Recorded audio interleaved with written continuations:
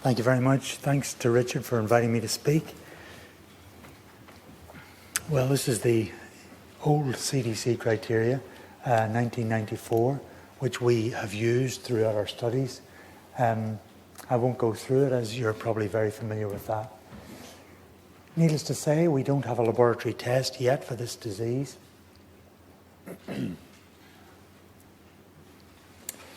The epidemiology, as it was 1 year ago or recently in the last 5 years during the time we did our studies, the prevalence of CFS was accepted to be 0.5% or thereabouts.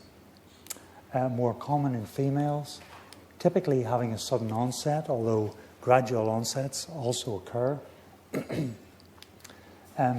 Preceded frequently by virus infection, and we know this because patients have frequently flu-like illnesses at the onset of their disease.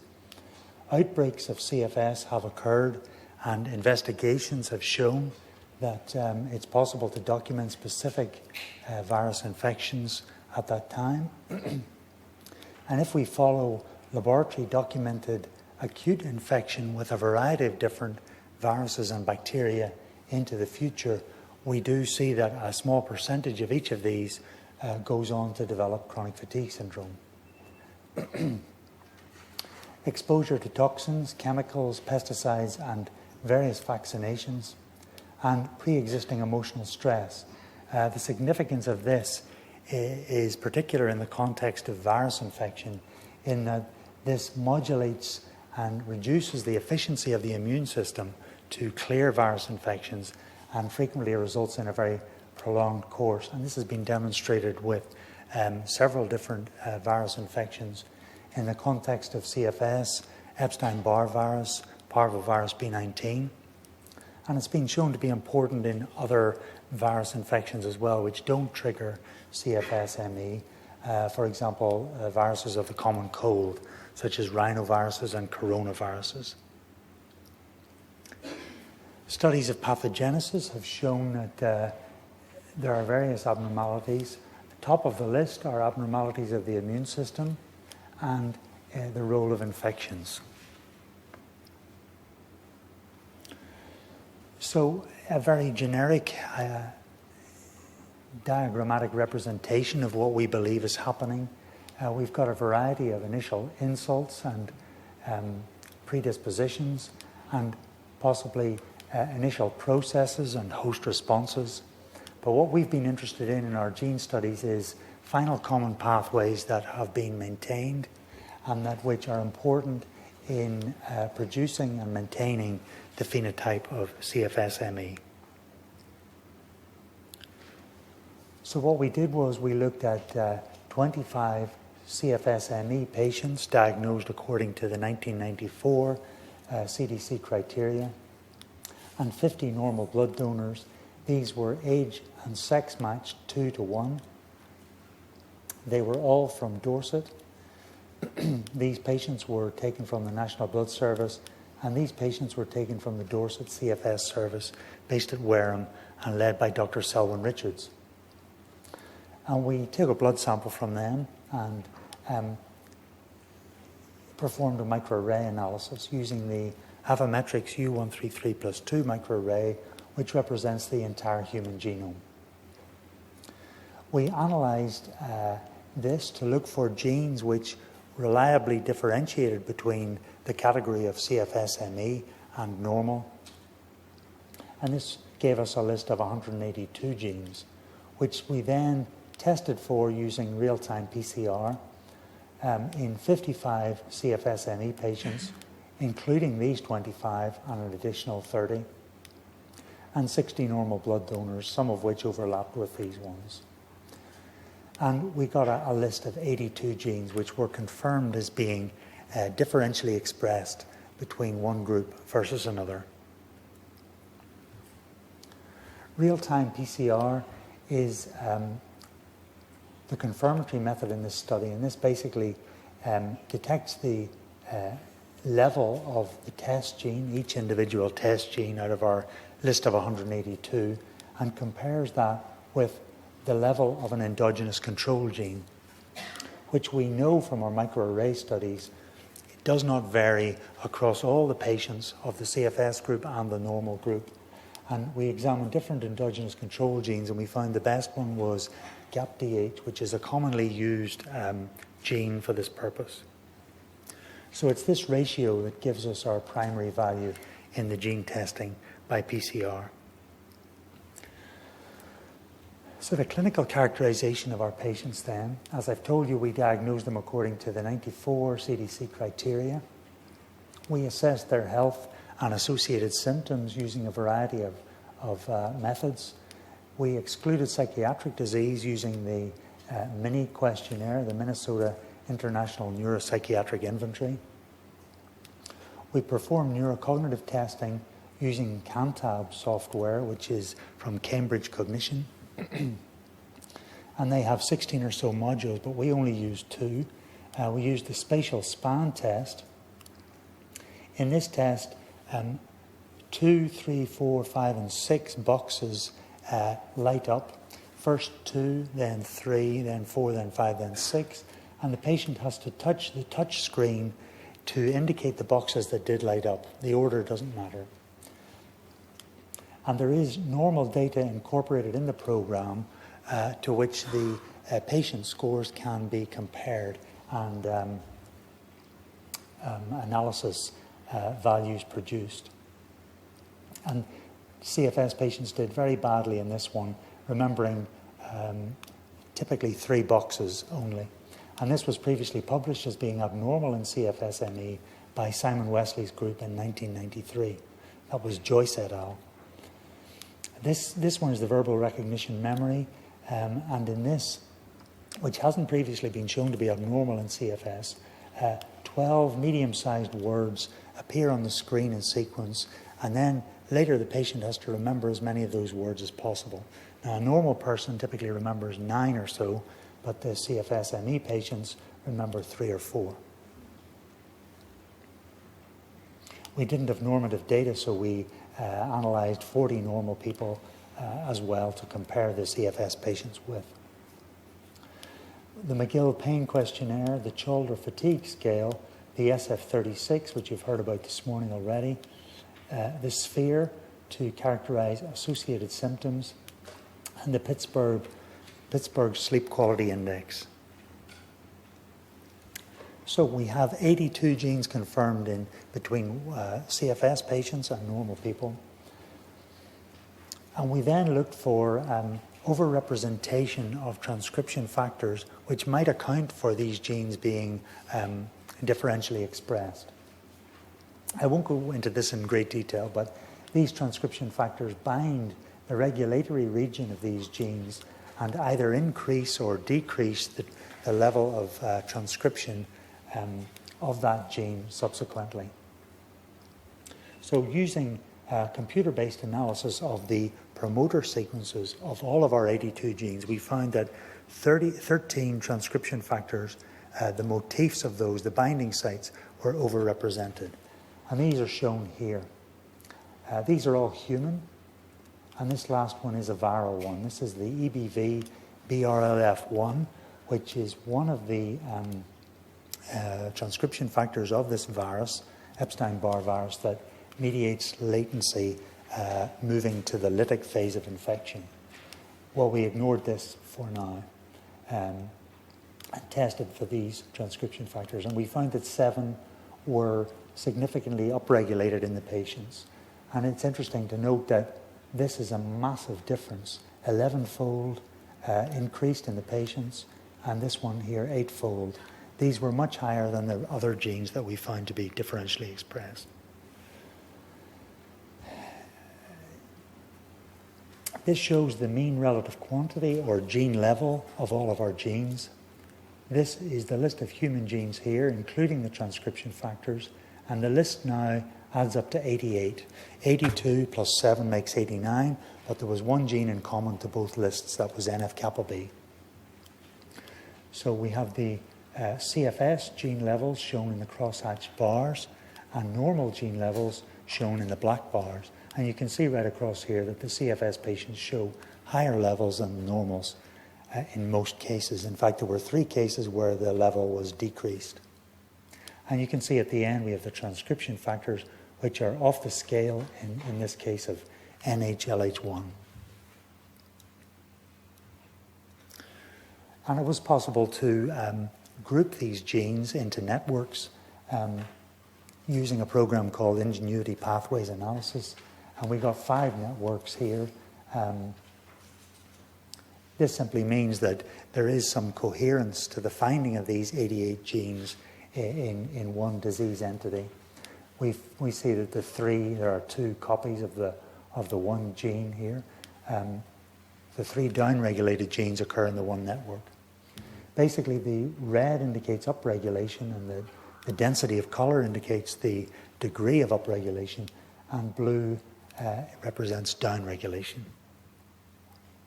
We can link them all into one network, and this is by subcellular location. Unfortunately, it doesn't make very much sense because I'm about to tell you about subtypes where these are all split up again, but however, it is interesting. This is the nucleus here, cytoplasm, plasma membrane, and extracellular space. And we have here some transcription factors, some regulators of protein synthesis, some cytokines and cytokine receptors. The box over on the right is genes for which the subcellular location is unknown as yet. So diseases and disorders suggested by this gene signature are hematological disease, immunological disease, cancer, which is associated with chronic fatigue syndrome, and Judy Mikovits will tell you more about that later in the day, the association of mantle cell lymphoma, dermatological disease, and neurological disease. Well, skin diseases aren't particularly prominent in CFS, although there is an atopic tendency in some patients, which may be the reason for this. We've got several molecular and cellular functions, several of which, such as cell death and apoptosis, that have been linked with CFS already. So just to look at the individual genes, these are 4. And the mean relative quantity, again, in the normal controls and the CFS patients, these are, for these genes, the number of patients are shown here which pass quality control criteria for these genes. And we can see that the normal controls show absolutely almost flat levels of these, and the CFS patients quite raised in some cases. But what's interesting here is that there's some heterogeneity. And we spent a long time looking at this and trying to link this with symptoms, link this with different SF-36 scores, but we didn't have any luck linking it in that way. This is the gene EBI2, which is Epstein-Barr virus-induced 2, which is massively upregulated in Epstein-Barr virus-infected cells.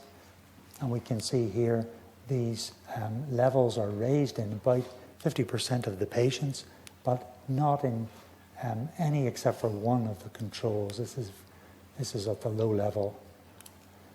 And one of these patients that had a very raised level of EBI2, her disease was actually triggered 10 years ago by Epstein-Barr virus, and she was very well studied at St. George's, University of London, having many viral loads for EBV and a lot of different lymphocyte studies. And it's very interesting that she was one of the ones with a raised EBI2 level 10 years later. Neuropathy target esterase is the target for various different organophosphate, pesticides, and chemicals. And we had 3 patients in this study which had raised levels of this gene, none of the controls. This is in comparison to 17 of 25 patients in our pilot study, which was published in 2005. And the difference may be that the 2005 paper took patients all from Dorset, where it's quite a rural community, whereas in this study, some of the patients came from Dorset in the PCR portion of the study, which is what we're looking at now, but many of the others, a large proportion, came from cities. So this shows the transcription factors here, mean relative quantity or gene level for the normal controls and the CFS patients. The scale is massive in this case compared with the other one, which was up to 30, or no, 12 even. And you can see it's interesting here that levels of NHLH1 and GABPA, the two most highly overexpressed transcription factors, seem to be raised together, even in the normal people. And this one person had a noticeably raised level, and this person here that had a very minimally raised level. And it's true for all of these. And these aren't linked to our knowledge. This is our pilot study 3 years ago, in which we did a similar study of 25 CFS patients and 25 normal people using a small microarray representing 9,500 genes. And we, after PCR testing, we got 16 genes which were different between the two groups. All of these were upregulated except for one which was downregulated. This again is gene level, 16 genes. CFS people in the open bars and normal people in the black bars. And this is the gene that was downregulated in CFS, which is a gene that's absolutely critical for T-cell activation. In this study, it was downregulated. In our current study, which I'm telling you about, it was upregulated. And that's very interesting. It may be, we actually looked at the levels of this gene.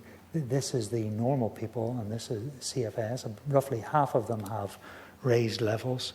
But when we compared the IL-10RA levels to different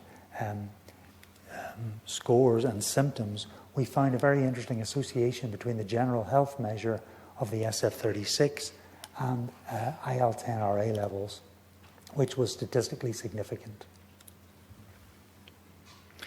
And the reason for this difference between the two studies may be because in the first study there were a greater proportion of patients were bedbound and visited at home by myself. In the second study, more of the patients, there were very few patients that were bedbound, but still a few. We have 12 genes here that are linked directly with Epstein-Barr virus infection. These here are human genes that we have found to be associated with CFSME. This is the Epstein-Barr virus gene, which is associated with either upregulation or downregulation of this human gene. And this is the mechanism. So that's very interesting. CREB-BP is interacted with by BRLF1, which I've mentioned already, which we found to be the binding sites for which were overrepresented in our gene list. And it's interesting that this shows up again in this table. This is, as I've told you already, BRLF1, the R transactivator and the Z transactivator switch the Epstein-Barr virus infection from latent, which is dormant, to lytic, which is active. Okay, this didn't come out so well, unfortunately, but at the end of the day, we couldn't link genes to symptoms and scores in a big way, other than the association of IL-10RA with the SF36 general health measure. And in the end, we just clustered the data, the PCR data, we clustered that. And to our surprise, we got 7 subtypes. And these were really quite clearly demarcated.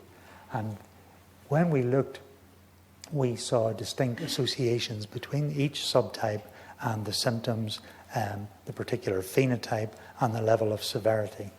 And I'll show you those pictures in a moment. This is the gene data. These are the mean gene levels for each of the 7 subtypes.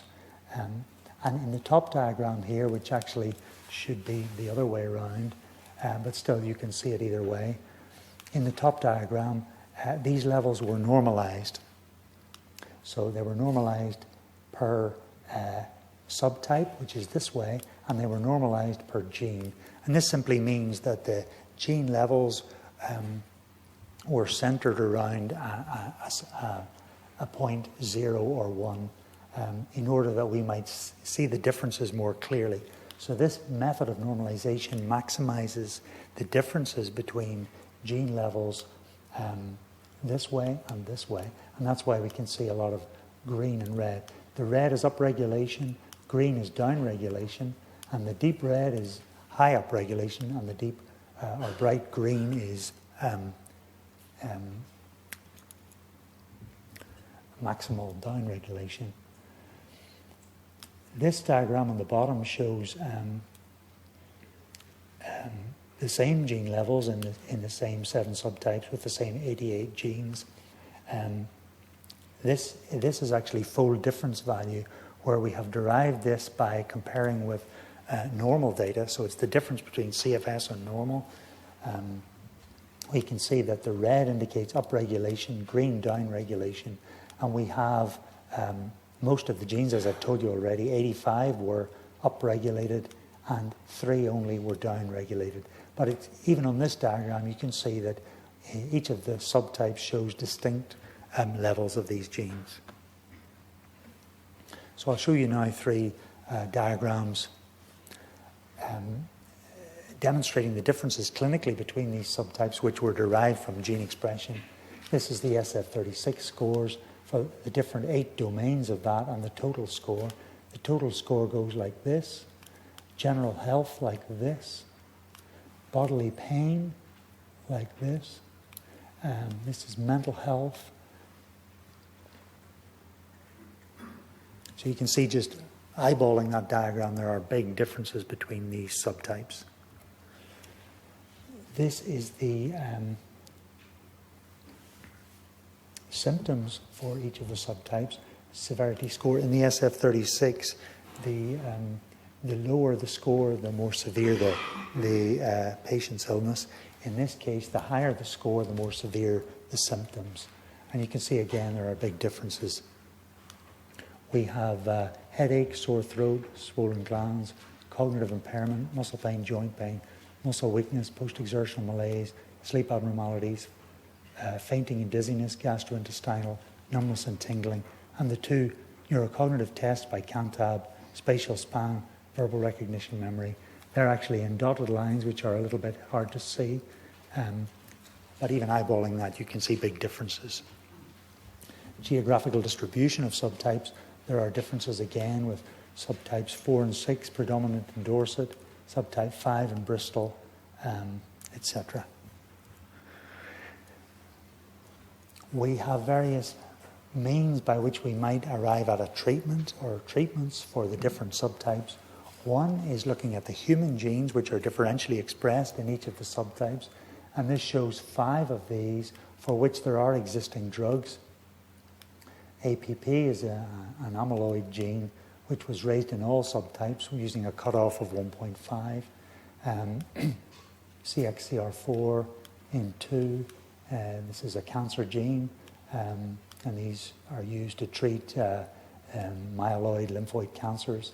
This is an immune activation gene which is raised in rheumatoid arthritis, and there is a antibody against that which has been shown to be good for RA patients.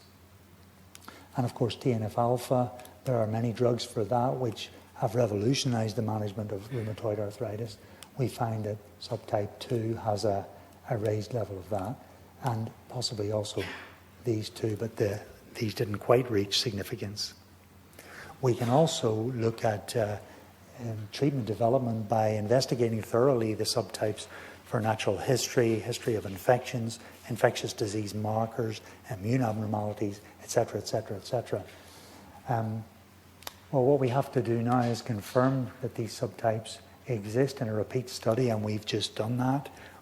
The same size of study using PCR only. We've clustered that and found 8 subtypes. And interestingly, there were 6 Q fever-induced CFS patients in that from the Birmingham outbreak, and 5 of the 6 clustered in the same subtype.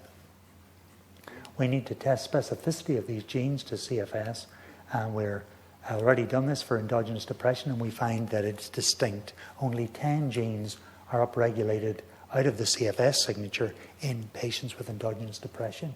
We're currently testing RA, rheumatoid arthritis, osteoarthritis, and are about to test Gulf War illness patients, which we've got from Mary Ann Fletcher and Nancy Klimas. what do they actually represent, these subtypes? Well, that's a very big question, and it will hopefully become clear. We need to do a lot of extra studies, such as following the patients to see the natural history, determine whether they had a sudden versus gradual onset, if we can find any immune abnormalities that are that can differentiate them, any infections that can differentiate them. And we need to develop a subtype diagnostic test for individuals. The gene expression is a possibility, although because it's relative to the endogenous control gene, it is sometimes a little bit messy, but we're working on that.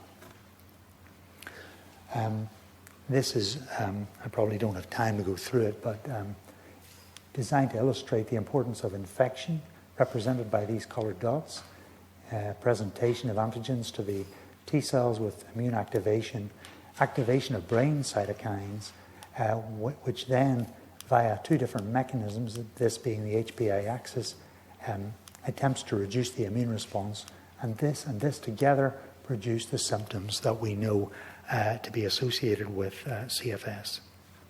I'd like to thank my clinical collaborators and people involved in study design and lab work, and for funding the CFS Research Foundation, ME Research UK, and the Irish ME Trust.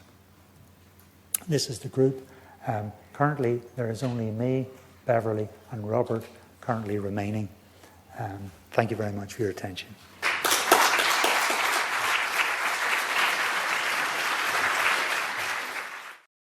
Before we ask questions very briefly, I have at the front some letters that are being sent to people who are not able to be here, although they're being asked repeatedly to come. And I just thought we'd like to hear what's been sent to them. This is to the MRC, the head of the MRC Research Council. Invest in ME is a UK charity which promotes better education regarding ME CFS and campaigns for a national strategy for biomedical research. We invited you to our recent international conference in May, a conference devoted to biomedical research and treatments for this debilitating neurological illness. The conference theme was subgrouping and treatments for ME CFS and demonstrated the only logical way forward to tackling this illness. And I'm happy to say that Dr. John Latimer, on behalf of the MSc, has attended. So that's really, it's very important.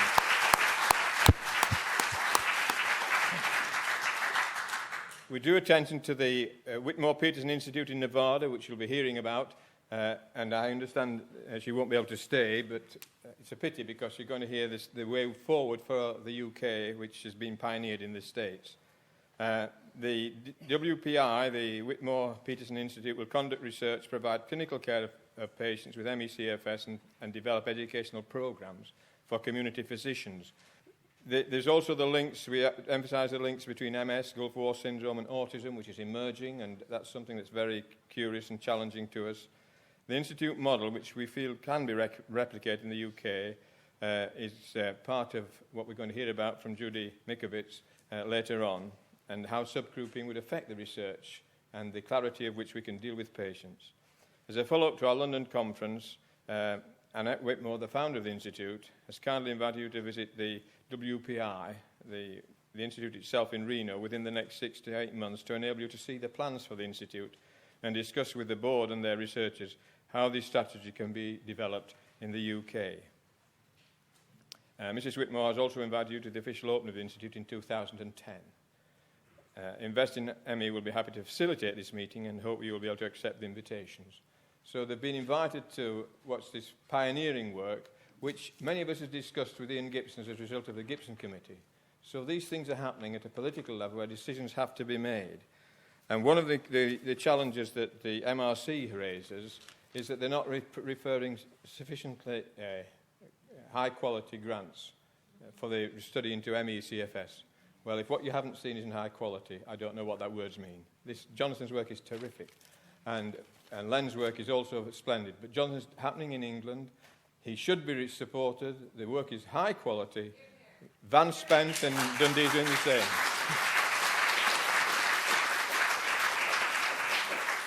And as someone who's looked at research grants and graded them, I can tell you, if I saw grants like this, I'd be leaping up and down and saying, get on with it, because it's such high quality. And Vance in Dundee has done the same. So we have high quality applications going in. They're just not being funded. and we do need to see them funded if the MRC is to take seriously the challenge to this research community dealing with MECFS. It seems to me that one of the big debates that's been raged around this illness is it an inflammatory disease? From what I understand of your work, inflammation and inflammatory activators are among those which you're identifying. So to describe it as an inflammatory disease is not inaccurate and might be a very accurate description for people to latch onto. We're dealing with an inflammatory condition. Do you think that's a fair representation of your work? Yes, I do indeed. We have a lot of different inflammatory mediators and genes of the immune system, cytokine genes, cytokine receptor genes, and I think that's accurate. Lovely. Thank you very much.